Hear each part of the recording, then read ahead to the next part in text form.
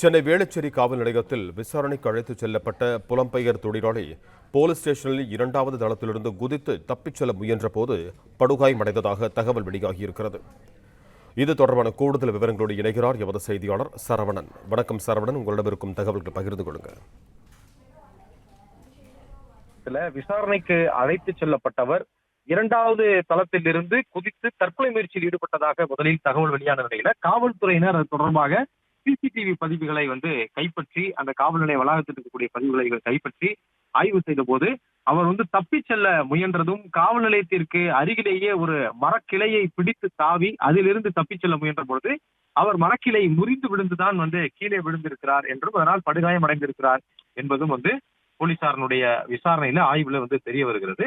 வேளச்சேரி பிரதான சாலையில 7வது பிரதான சாலையில் ஒரு வீட்டிற்கு முன்பாக முகத்தில் துணி அணிந்தபடி சந்தேகத்திற்கிடமான வகையில் காலை 6 மணி அளவில் அந்த நபர் நின்றதாகவும் அதன் அடிப்படையிலேயே ரோந்து வாகனத்தினுடைய சிறப்பு உதவி ஆய்வாளர் சகாதேவன் தான் சென்று அந்த நபரை விசாரித்த பொழுது அவர் உத்தரப்பிரதேசத்தைச் சேர்ந்தவரும் பெயர் ராஜா என்றும் போலீசாரிடம் தெரிவித்திருக்கிறார்.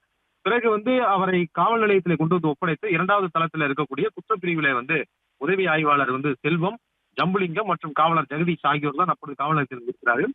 உதவி ஆய்வாளர் விசாரிக்கும் பொழுதுதான் திடீரென அவர் கழிவறைக்கு செல்வதாக கூறிவிட்டு சென்றவர் திடீரென மொட்டை மாடியின் மீது ஏறி அவர் அருகில் இருக்கக்கூடிய மரக்கிளையில் தாவி அவர் தப்பிச் செல்ல முயன்றிருக்கிறார் என்பதும் அதன் மூலமாக அவர் படுகாயமடைந்திருக்கிறார் என்றும் போலீசார் தெரிவித்திருக்கிறார்கள். தொடர்ந்து அவர் தீவிர சிகிச்சை பிரிவில் அனுமதிக்கப்பட்டிருப்பதாகவும் போலீசார் தெரிவித்துள்ளனர்.